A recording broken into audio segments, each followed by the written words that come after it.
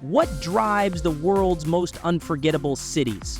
It's the spark of creativity, the thrill of connection, and the energy of diversity. Today, we're tying our previous builds together in a city center that doesn't just look alive, it feels alive. Cities are more than buildings and streets. They're living works of art shaped by efficient connectivity, cultural diversity, and vibrant energy. Every great city thrives on these three pillars, and today, we're going to get inspired by those rules. From a quaint football stadium that anchors community spirit, provides a sense of belonging, and connects people, to a university at the heart of innovation, providing hope and future for young and old. A citizens' service center to bring the feeling of care, control, and safety. The first train ever will leave Paris and arrive in Bramblewick to mark the city's total transformation. We'll also provide more workplaces and give our people more opportunities for shopping and leisure, and we're bringing in the 3 Ps. This city creates a story of creativity, connection, and ambition. Let's bring it to life. What makes a football stadium more than just a venue? It's how it connects with the city around it, connects with the people, not just as a place to watch games, but as a hub for community and culture. Today, we'll strive to bring that vision to life. We start by placing the Vanilla Soccer Stadium next to the hospital. This location isn't just practical, it's strategic. The stadium might be used for other activities than football, concerts and other events might happen here, and the hospital provides critical support for large events, ensuring safety for players, fans, and other participants and audiences. We're using the sports stand props to expand the stadium to make it feel more realistic, and I'll show you why we're doing this in a second. On the university side, we add the first set of stands. This will be kind of our main stand with the main stadium road right behind and the university across the road. Placing the university across the road will create some kind of natural connection between sports and education. The 2 ends will be similar to each other, with both the train station end and the hospital end the same length and the same type. Finally, we place the last set of stands on the hospital end, ensuring a balanced and complete design. The original stands are left as they are. They act as an historic pillar, tying together the new additions and maintaining the stadium's classic look. Placing the stadium here also ties it into the energy of the surrounding services like university, train station, and the Citizen Service Center, which we'll get back to. That makes it accessible to students, visitors, and locals as well. It's all about creating a natural flow of activity and life around this centerpiece and allow our citizens to create their own stories and their own history. In the UK, football is about everything, and I want this place to be their second home, a place they love to be. UK is full of quaint football stadiums, and Gig Lane is a true connector. The iconic home of Bury FC. This isn't just any stadium. It's a place with over a century of memories and connection has been made. Gig Lane was built in 1885. That's the kind of legacy we want to honor here, creating a stadium that feels alive with culture and purpose.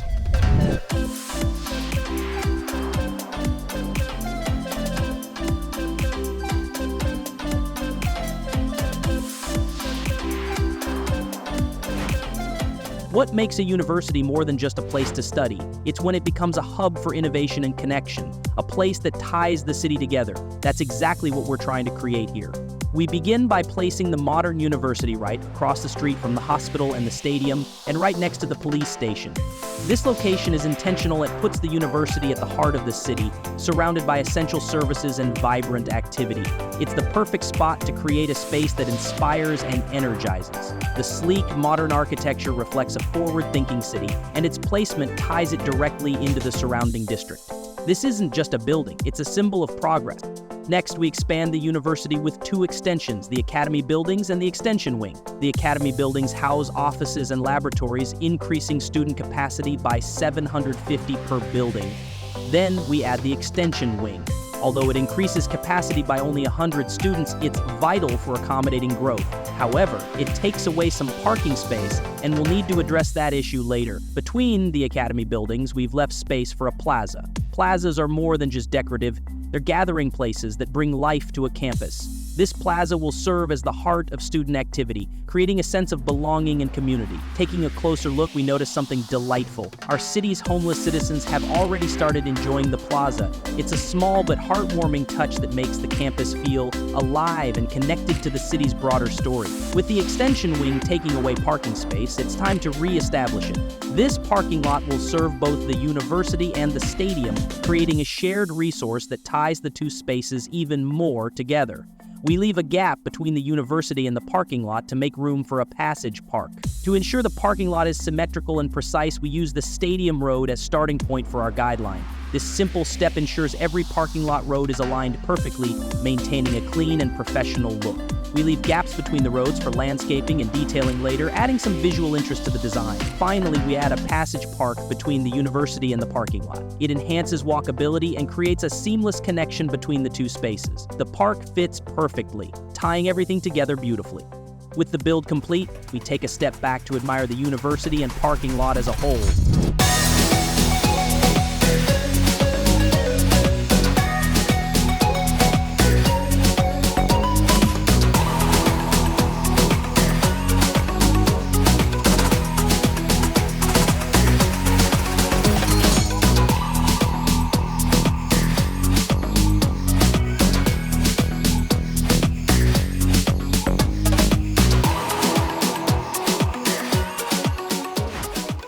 Train station isn't just a stop, it's the heartbeat of a growing district. Positioned between the stadium, university, and upcoming office center, it's a gateway to the city for both tourists and commuters.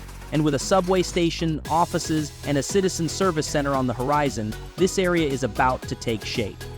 We begin by placing the train station right next to the stadium. This location is all about strategy. It's central to key areas like the stadium, the future office center, and the citizen service center, while being a short walk from the university. Placing the station on a pedestrian street ensures a walkable, vibrant atmosphere. Bringing in some commercial buildings to this street is going to elevate this area. Next, we need to move the upper road to make room for the train tracks to pass above ground behind the stadium. Keeping the train above ground is a priority. It adds movement and character to the city. Watching the trains weave through the urban landscape brings a sense of realism and energy to the area. Plus, it avoids disrupting traffic and pedestrian flow below, keeping everyone safer. To improve access, we create a connection from the pedestrian street to the countryside road at the back of the stadium. This connection blends urban energy with rural charm, making the station feel like a natural link between the city and its surroundings. Now we add a small parking lot at the corner of the stadium. This lot serves both the train station and the stadium, meeting immediate needs without overwhelming the space. There's already a larger lot nearby, and another large one will be built when the office area is developed. Finally, we create a quick pedestrian access road that connects the parking lot to the train station. This small addition ensures that every part of the design feels seamless and accessible, making the station a fully integrated part of the district.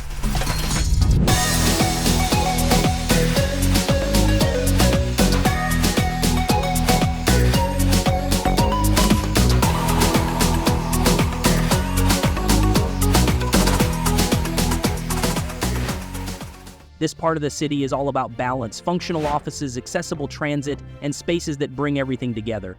The Citizen Service Center are just the start of a district that's going to elevate how this city connects and works. We're soon going to build the Citizen Service Center. But first, offices and subway station, placing the post office as the first building. What's a city without a central post office? It's the backbone of communication, tying the entire community together. This building anchors the area, setting the tone for a district that's practical and people-focused. Next, we place the subway station. This is a key piece of the city's connectivity plan. Positioned along the arterial road for easy integration with the tracks will connect later. Keeping the station low profile allows it to blend seamlessly into the area.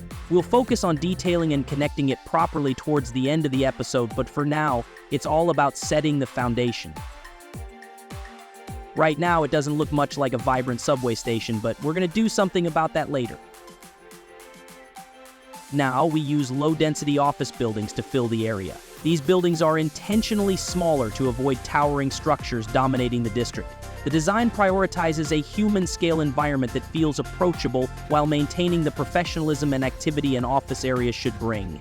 These offices bring the district to life without overwhelming it. I'm spending some time finding the right buildings for this area. Spending 10 seconds on elevating the whole area is time well spent. I'm trying to create a nice layout with these buildings. I really want it to look like it's well planned, and I want the buildings to grow into one cohesive block of offices. Usually a pedestrian path separates things, but this time I really think it's bringing things together. At the corner of the stadium, we add a unique touch, an office building, trying to get close to the design of Gig Lane. This might function as a club office, bringing the spirit of football into the heart of the area. It fills the gap in the corner perfectly, creating a visual connection between the stadium and the new district. With the offices set, we create a larger parking lot to expand parking options even further. While this lot might be replaced in a later stage, for now, it ensures the area is practical and accessible, serving both the office workers and visitors to the train station and the stadium. Finally, we place some commercial buildings near the train station. Here, we opt for higher density structures to add a touch of height and presence to the area. These buildings create a vibrant backdrop for the train station, giving it a sense of urban activity. While they're not set in stone yet, they're an important experiment in shaping this district's future. In every city, there's a place that quietly keeps everything running, a hub where people find support, guidance, and solutions. The Citizen Service Center is exactly that. Located in the heart of this district, it ties together welfare, employment, and public services. A location of the Citizen Service Center is easy to find. We need to find the right orientation as well. It needs to feel natural within the district, accessible, but also part of the broader flow of the city. The building description says, a building that provides welfare for citizens, employment guidance, and conducts various business for the public. It's a practical, no-nonsense facility, but its impact on the city can't be overstated. To make the layout work, we redraw the pedestrian street. This adjustment ensures the postal office and the Citizen Service Center are both aligned with the pedestrian street, creating a seamless flow for pedestrians. With the street aligned, we turn to creating access roads for the area. These roads will be vital for the upcoming offices and commercial spaces as well. The Citizen Service Center is the heart of a district designed for people, a place that supports the city's growth while making life better for everyone it serves. And with offices and commercial spaces on the horizon, this area is set to thrive.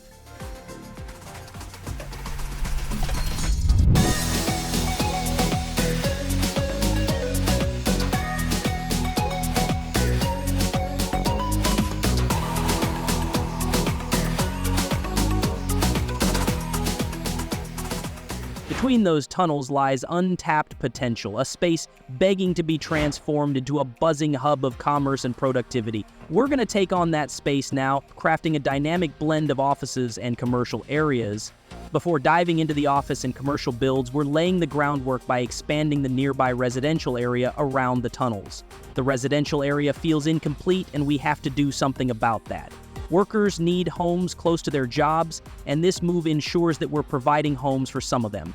Using the alley roads, we map out a network that connects these residential areas to the upcoming offices, the commercial zones, and on the rest of the city. It's about accessibility and flow.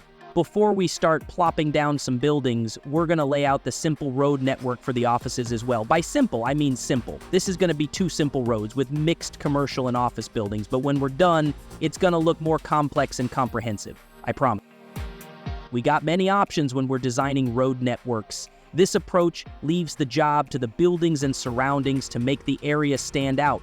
It's probably the only option when we have very limited space to work with, but it works. Closest to the tunnels, UK medium flats step in to anchor the space, but we're starting with low-density residential buildings first. Between the tunnels, a functional yet aesthetic parking lot takes shape. The tunnels are covered with horizontal pillars, a technique showcased in our first modern architecture episode. I'll put a link in the description if you want to revisit it. Placing the medium flats, I really want the last building to go beyond the corner. This creates a more interesting look rather than placing the buildings where the road is straight. These buildings will create an interesting look themselves too. Variety is key here. 3 UK medium flats are plopped directly against the tunnels. With some tree and bush placement, we're giving it a soft green edge to test the vibe.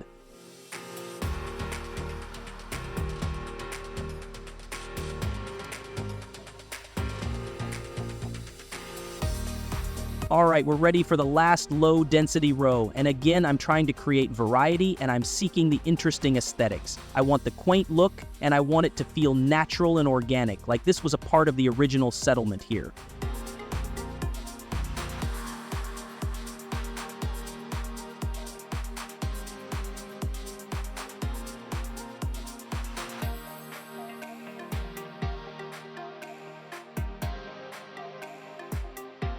Low-density residential buildings now line the highway ramp leading into the city entrance. Behind them, we're detailing with a grass surface and some hedges provide the finishing touch. The harmony of these elements gives this area a good vibe.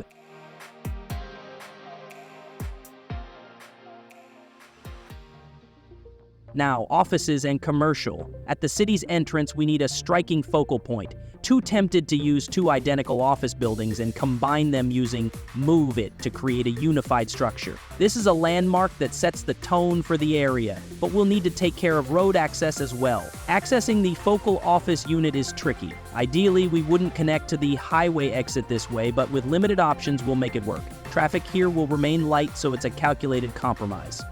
I want a straight road across the front of this unit, and eventually this road will continue around the building to provide road access for the other building as well. We need to adjust the position to align with the straight road. This is really important. The orientation here is not that important considering that the building is almost a square and the limited space for roads limits our orientation options as well. I'll say it myself, I think that turned out pretty nice. We got what we came for. Considering the limited space, we don't have many options of parking towards the highway exit. To me, the only options for parking we got is two small ones on each side of the entrance road. We need to adjust the position of these parking lots with Move It so they align perfectly. I really believe we got some great potential for nice visuals here when the detailing is done.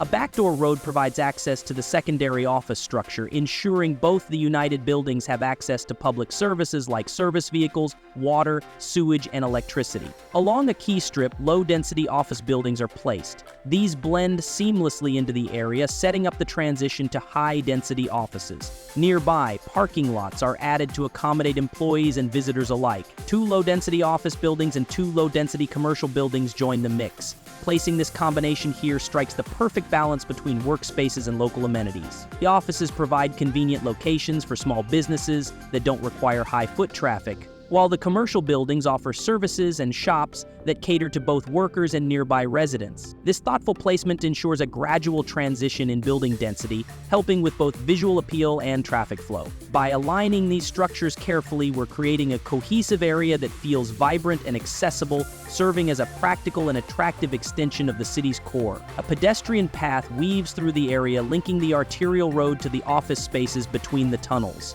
Along this path, we're adding some small parks to provide green pockets for relaxation. They're enhancing the area's livability.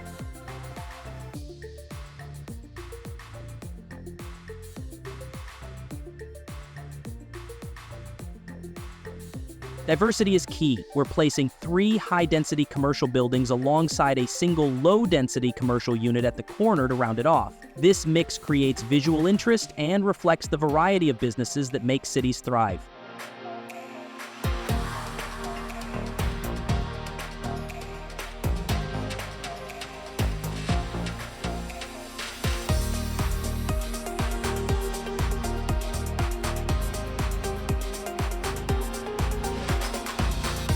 Next, we're plopping 3 high-density mixed-use buildings. Offices and commercial spaces combined here, embodying modern urban design principles. To support these structures, roadside parking is added, essential for areas relying on alley road, which does not provide roadside parking by default. I'm not completely satisfied with how these buildings were placed. I'm going to use Move It to move them over a smidge that makes the triangle corner of the block larger and more accessible for some plants and other decoration. Considering the amount of workers and customers that will be a part of this area, we're lacking a lot of parking. I'm going to use this alley road to add some parking, and I think we need to use both sides of the road. One side won't be enough.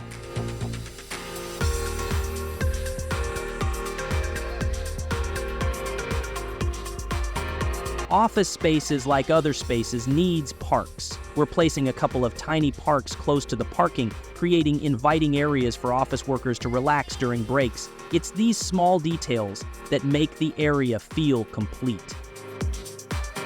The detailing will be vital to this area. Adding trees and bushes will elevate the site and give it a very nice look. Take a look at the cinematics and you'll see what I mean.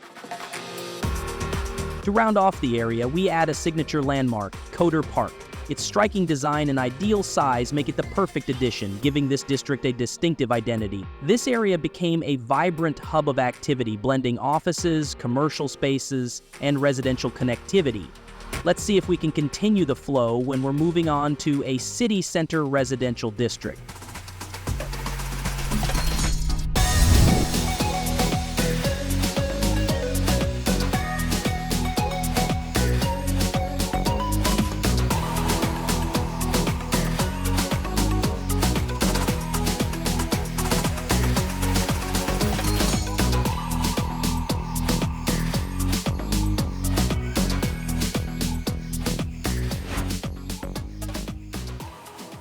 We've come a long way, but now it's time to breathe life into the very heart of this city, a place where urban convenience meets neighborhood charm. These homes will be surrounded by vibrant offices and seamlessly connected by the subway. And here's the kicker. This is just the setup. This is the last step before we're setting the stage for the city's cultural heartbeat with a spectacular plaza and national art gallery. First, we're taking advantage of the open green spaces along the arterial road. This is prime real estate. So we're placing some UK-style medium flats here. Precision is key. We're clearing out extra props from these assets to make sure they don't overlap onto the pedestrian streets. It's a small detail, but it keeps the area clean and ensures the walkability of the space stays intact.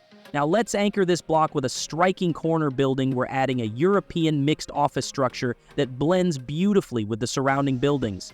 This adds a polished look while giving the city center a touch of elegance. Moving on, it's time to fill the gap between the postal office and the citizen service center. We're plopping in some UK mixed residentials. These homes fit perfectly, providing a seamless transition between services and residential spaces.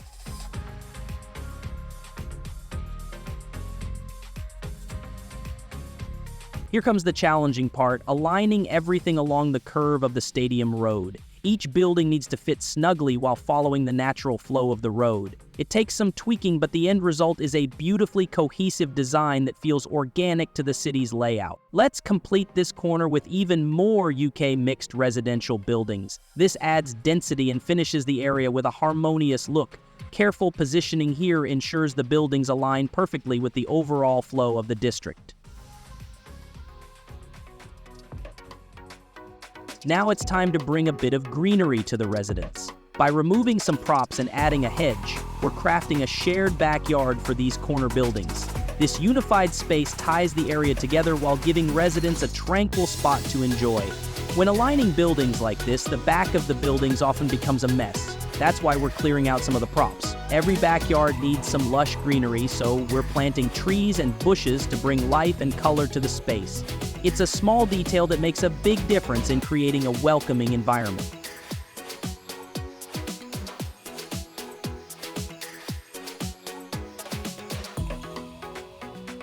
Let's shift focus to the post office.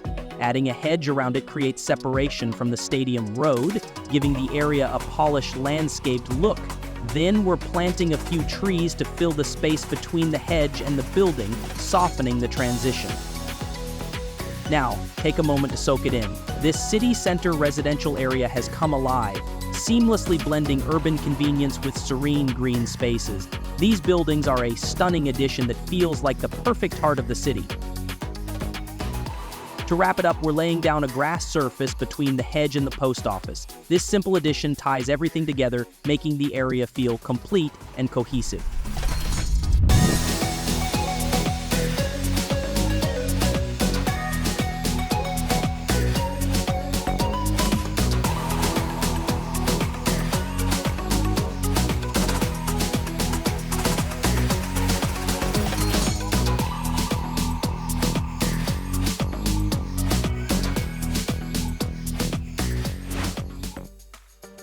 Now the cultural oasis. We're turning this space into a true centerpiece of the city with a functional, people-focused design.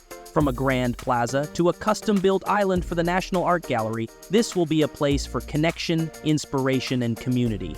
We need to do some terraforming, so let's jump in and see how it all comes together. A plaza isn't just a space. It's a hub where people gather, relax, and experience the city. That's why we're placing it right here, bridging the shoreline with a newly sculpted peninsula.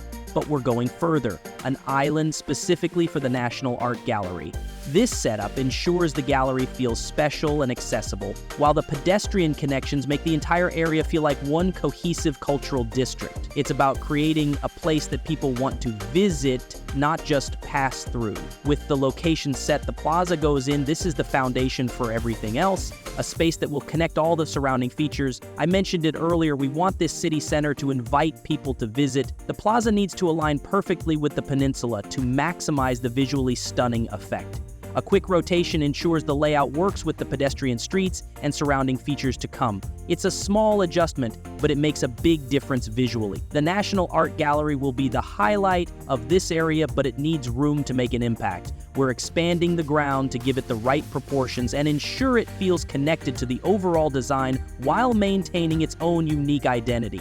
A great plaza thrives on movement, so we're adding pedestrian streets around it to shape how people will interact with the space. These streets create natural flow, guiding visitors around the area and connecting them to key features like the gallery and nearby transit. These streets will also function as keys and make the space feel inviting. When it's done, these keys will make the plaza stand out together with the art gallery. Connections are key, so we're drawing a regular pedestrian street that will later become a pedestrian bridge to the gallery's island. This bridge will ensure easy access while adding a sense of journey. Getting to the gallery feels intentional, almost like an event, if you're with me on that. At the same time, we're laying out the foundation road for the gallery itself, which will also be a key to shape a sharp front for the gallery. The rest of the shoreline around will be covered in boulders to create a more natural look from the sea. The National Art Gallery is more than just a building, it's a destination. By placing it on its own island, we're giving it a sense of importance while also creating a quiet, reflective space away from the busy city. The pedestrian-only access adds to this experience, encouraging visitors to slow down and engage with the surroundings. This isn't just about isolating the gallery, it's about connecting it meaningfully. The surrounding water creates a natural buffer, making the journey there feel deliberate. Whether people come for the art or the atmosphere, this setup ensures the gallery is an integral part of the city's culture. To make the area easier to navigate, we're extending the shoreline road with a pedestrian street. This small addition provides a clear route along the waterfront, linking the gallery island back to the mainland while maintaining the walkable focus of the space. Keys are about more than aesthetics. They stabilize the edges of the land and make the design more practical. Here, they help define the shoreline and the gallery island, creating straight, usable edges that make the space easier to build on and navigate. We're refining the shapes of the peninsula and island to ensure the layout works with everything else. Straight edges where buildings will go, smoother curves where paths will flow. It's about shaping the land to support the design rather than forcing the design to fit the land. A subway station right on the plaza makes the cultural oasis easily accessible to everyone in the city. This isn't just about convenience, it's about making sure the area feels alive and connected. Public transit encourages more foot traffic, which makes spaces like this thrive. The placement on the plaza means it's central to everything, offering a natural entry point for visitors. From here, they can access the gallery, the plaza, or even grab a bite nearby. It's a functional choice that ties the entire area together. We're adding a UK pub right next to the subway station. Why a pub? It's all about creating a space where people can relax, socialize, and connect. A pub adds a welcoming, community-focused element to the plaza, encouraging visitors and locals alike to linger and enjoy the area. This isn't just about filling space, it's about adding character and functionality. The location right next to the subway makes it a natural meeting point. Whether it's commuters grabbing a drink after work or tourists exploring the city, the pub becomes a lively anchor for the plaza. As we place it, we're thinking about how it interacts with the surrounding features. It complements the modernity of the subway station while bringing a touch of tradition and warmth to the area. This mix of old-world charm and modern design is what makes a space feel dynamic and real. With the pub in place, the plaza is starting to feel like a true gathering spot for the city. To add some functionality and character to the plaza, we're placing an EU-style motel right next to the pub. This small addition creates a convenient place for travelers and visitors to stay while integrating seamlessly into the block. The area feels a little more complete and welcoming. Next, we're refining the outer surfaces of the plaza with a German stone texture. This isn't just about appearances, it's about creating a durable, clean, and unified surface for people to walk on, relax, or gather. The stone texture enhances the space, making it feel polished and cohesive. It's a small upgrade with a big impact, turning the plaza into a high-quality, inviting public area. Now we're adding a playground next to the motel. This step serves an important purpose, creating a family-friendly feature that brings life and energy to the space. Playgrounds encourage families to spend time here, making the plaza feel more inclusive and active. As we add it, we're also fixing the surrounding surfaces to ensure everything fits smoothly. It's these thoughtful touches that make the area feel complete and inviting. To bring a touch of nature to the plaza, we're adding some trees and bushes. I really don't like the all-concrete and hard-surface plaza. These small additions soften the space and make it feel more vibrant and alive.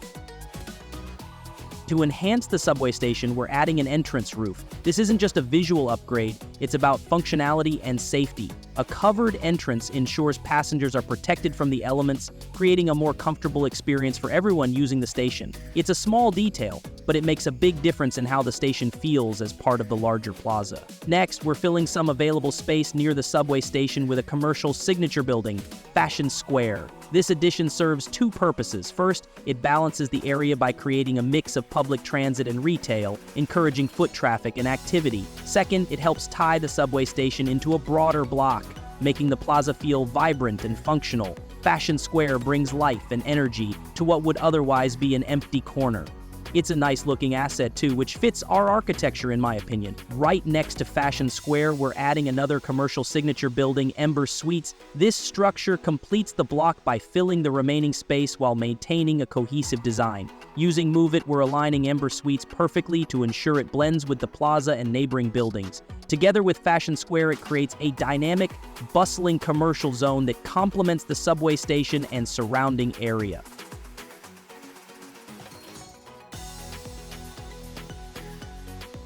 Adding the waterfall array across the street transforms this waterfront into a true mixed-use district. This tall office building isn't just about creating skyline drama, it serves a purpose. By introducing office spaces here, we're ensuring the area is active throughout the day, not just when people visit the plaza or gallery. The height of waterfall array contrasts with the low-rise structures around it, helping to frame the waterfront and add visual interest. We're carefully aligning it with the surrounding buildings and roads, and we're fixing the surfaces to make sure it fits seamlessly into the block. But it's not just about placement. The building itself will bring workers to the area, adding to the flow of pedestrians and supporting nearby businesses. This step takes time, but the result is a well-balanced district where every element serves a purpose. Waterfall Array doesn't just fill space, it brings life, activity, and purpose to the cultural oasis. Honestly, I think this turned out really good. I love the variety and the height the waterfall array brings to the shoreline. We got some space available right next to the waterfall array, and we'll probably make use of that in the next episode if we can't make it in this one.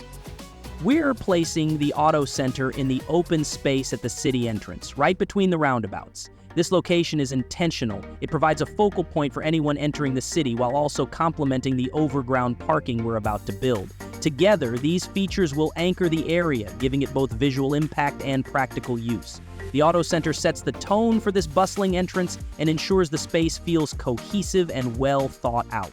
Next, we're adding overground parking, situated along the waterfront.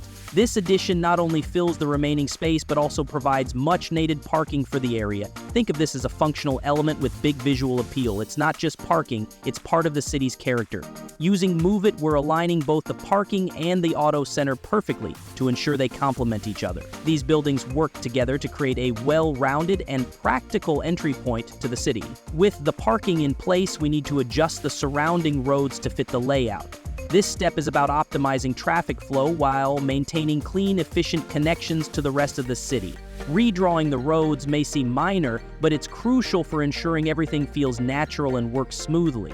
Once complete, the entire area will feel cohesive and ready for action. Now we're placing the Principious office building as part of the block next to the plaza. This building is all about balance. It brings height and a touch of elegance to the area without overpowering the plaza itself. Using Move It, we're positioning it precisely where it needs to be, creating a perfect blend of functionality and style. This addition enhances the overall vibe of the cultural oasis, tying the area together beautifully. For a finishing touch, we're adding the Y Mokin Do Pub and Restaurant to complement the plaza. Every waterfront needs a great restaurant, and this spot adds charm and a welcoming place for people to gather. It's a small but essential piece of the overall design, bringing life and community to the area. Lastly, we're placing a high-density EU commercial office building on the arterial corner. This adds variety and interest to the skyline while ensuring the area remains visually dynamic. Using Move It, we're positioning the building perfectly, making sure it aligns with the rest of the block. It's all about finding the right balance to make the corner stand out while still feeling connected to the surrounding space. To give this building a little extra personality, we're using the Recolor mod to adjust its color. This small tweak adds a unique touch, helping the structure stand out in just the right way. It's a subtle change that brings the whole area to life. Sure, there will be arguments whether this kind of building should be here or not, but I feel it would be empty without it. Finally, we're making a quick adjustment to the pub and restaurant, moving it slightly to better fit the block. This ensures everything flows together and feels intentional, and it leaves some space for a small custom park or something like that. With this final step, the area is complete, a vibrant, functional, and inviting space ready to welcome the city's residents and visitors alike. We need to do some adjustments around the city to complete this build. The first thing we need to tackle is the subway. Now, you might remember the bustling old town center of Bramblewick, home to our beloved bus station. Well, it's about to get even busier. I've added another subway station at the same site, linking it to our brand new station at the plaza, and then extending it further to the university. This setup doesn't just connect the city, it weaves together its most important hubs. Imagine students rushing to class, office workers heading to the plaza, and, okay, probably a few people just riding the subway for fun. Either way, this is where Bramblewick's public transit takes a leap forward. Now we need one more station, and this one's for the peninsula. And yes, I hear you. Why not at the harbor too? You'd probably win that argument, but hey, that's a battle for another day. Today, we're prioritizing the peninsula. The area around the new station is getting a makeover, and the first thing we're doing is sorting out the surface. Now here's the thing, I love overground subway stations. They're efficient, they're visually interesting, and they let the city breathe. But we're going underground. Why? Well, let's just call it a creative solution to some questionable planning decisions. Sometimes you make plans and sometimes the plans make you. So we're diving underground to keep things smooth, functional, and yes, a little less chaotic. It's a reminder that city building is about adapting, even if it means rethinking the big picture mid-project. All right, let's finalize the last surface and move on to creating the last connection, and then the subway garage depot, which will house our subway vehicles. Honestly, this became a very nice location for the subway station. We might detail this even more in a later episode to create a perfect spot, but now it's time to finalize the subway tracks, set up a depot, and draw our line. I just wanted to show you how the subway station by the bus station in the Old Town looks. I obviously had to use Move It and Anarchy to place the subway station, but it turned out pretty nice. Now everyone from Baris can arrive by train, walk for a couple of minutes, and take the subway straight up here and the other way around as well. Of course, a subway in this small city is overkill, but I really like the connectivity and don't regret the decision at all. We can expand this further as well. We got a lot of options now. Let's draw the last piece of tracks from the university station to the peninsula. I will try to avoid any elevation and keep the tracks as straight as possible. To create a nice curve here, we need to go straight until we're under the hill. We have to go down to 30 to 35 meters to be as close to zero elevation as we can get, and then make the curve. 30 wasn't enough, so we're trying 35. That seems to be the best we can do. Let's see how close we can get to zero elevation. 0.3 seems to be our best shot. Now, let's create the curve. We need to go up to -20 because that's where our station tracks are. We're going down about 0.6%, but that's fine. And there we go, our tracks are in place and we're gonna move on to place our subway garage depot. Now, we don't have a lot of suitable locations for this depot, but we got one that's almost perfect, and that's right here. The only downside, as far as I can see, is that we're taking away some land for farming in our countryside, which we'll cover in the next episode. We're gonna make a countryside transition between Bramblewick and our new city, which will become a new series right here on this channel. Make sure you subscribe if you want to get notified when that episode is released. And with that short commercial break, let's get back to our subway. We need a way for our subway vehicles to reach our subway tracks, and we're going to go down immediately out from the depot to avoid taking away more farmland and countryside space than we need. And we got an issue with the underground highways and train tracks because they're at minus 20 meters, and we're going to connect to the tracks at minus 20 meters. The distance from the highway to where it's most suitable to connect might be too short. We'll see. To me, it's most suitable to connect close to the university station. We might come too close to the station as well, and that might cause a gridlock for the subway trains. We just have to figure this out. I'm not completely sure where we should go under the train tracks and highways, but it seems like under the hospital is one of our best spots. We'll try to make this work.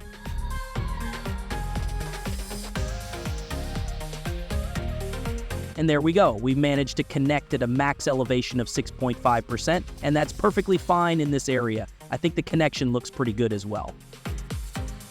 Now, to be able to send out some subway vehicles, we need to give access to some city services to our depot. We're going to connect in the simplest way with a tiny footprint in our farmland. We're going to connect where the existing road is closest to the depot and place the road alongside the depot. Now we need to set up a subway line. We're going to start at the peninsula. The only reason I'm starting the route here is because of the connection by the university. If we start the line on any of the other stations, we risk a gridlock when our subway vehicles enter the tracks by the station.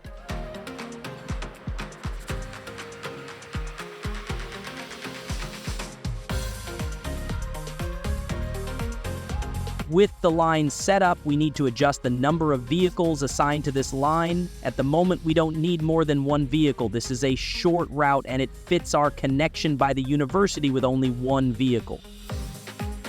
Now, we should be able to go over to the depot and check if there's a vehicle on its way to serve our citizens. Look at that, our first maiden subway trip in Bramblewick. Now, I promised earlier that we were going to find a solution to the pedestrian street running straight through the hospital stand at the stadium, and we're going to take care of that now. It's not going to be a revolutionary change, but it's going to be an improvement. Instead of running it straight through, we're going to move it to slide it behind the stadium and use a regular pedestrian street in the center of the stands to make it a little bit more realistic. I think this is an okay solution. If you got any better solution on your mind, please leave a comment below, and we're going to address that in the next episode. This will make the paths in the stadium lose their connectivity, but we got a solution for that as well. We're just going to use the invisible pedestrian path to connect them up again. Now I'm thinking we need some kind of building at this corner as well, and I'm going to add that quickly.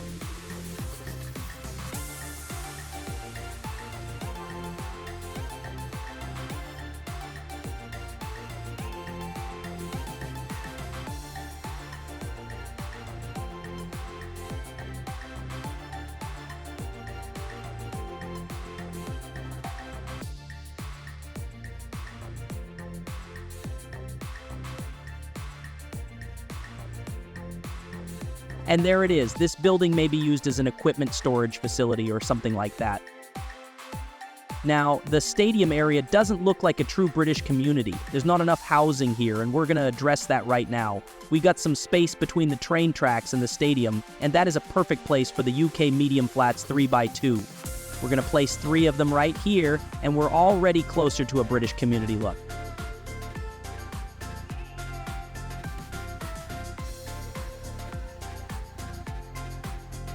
Now, let's give the area behind the hospital a makeover. I'm gonna quickly lay down some roads.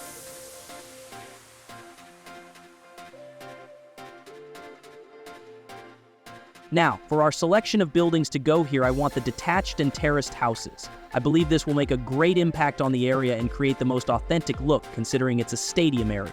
I'm gonna plop some of these beauties. You just gotta love the looks of them. We've placed all the buildings on this side, but as you can see, they're a little bit off. I'm going to move them over and place some trees and bushes.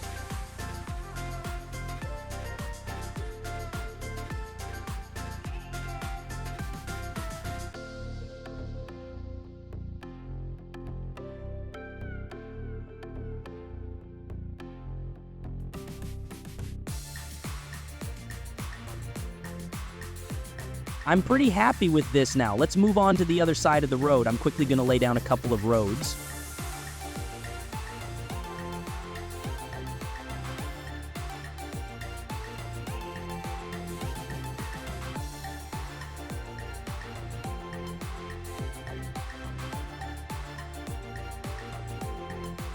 With our new housing in place, we're going to create a nice space in front of them. This is one way to deal with elevation differences.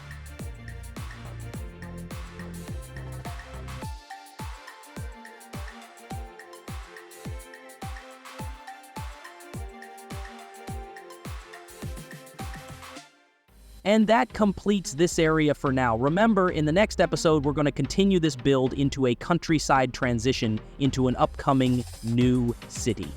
We're going to continue with the National Art Gallery, and we'll make the shoreline a little bit better. Boulders make a great addition to many builds, and it's perfect to decorate the shoreline. It may function as a wave breaker as well. I'm going to put some boulders all the way around this gallery except the front. I'm using the advanced line tool, which is now upgraded, and it doesn't let go of the line as soon as you place something with it.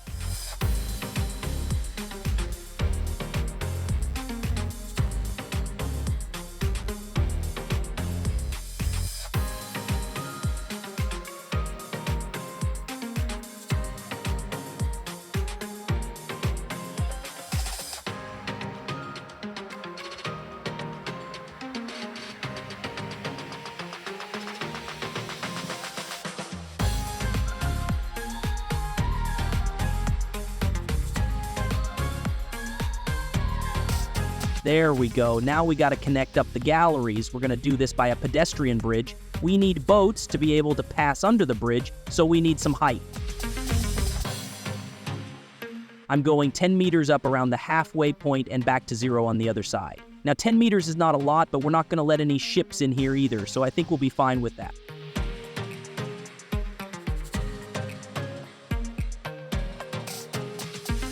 That looks horrible, but we're going to fix that now. We're going to move it to adjust the nodes here and create a perfect curve.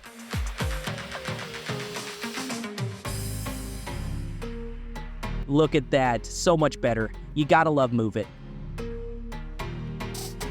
Now let's take a tour around the city and take a quick look at what we've done. One of the last things we did was the stadium housing, and this small neighborhood really turned out great with some detailing. I've put down some cobblestone surfaces on top of the roads. I've created some details on top of the mulch. Honestly, I'm really happy with how this looks at the moment.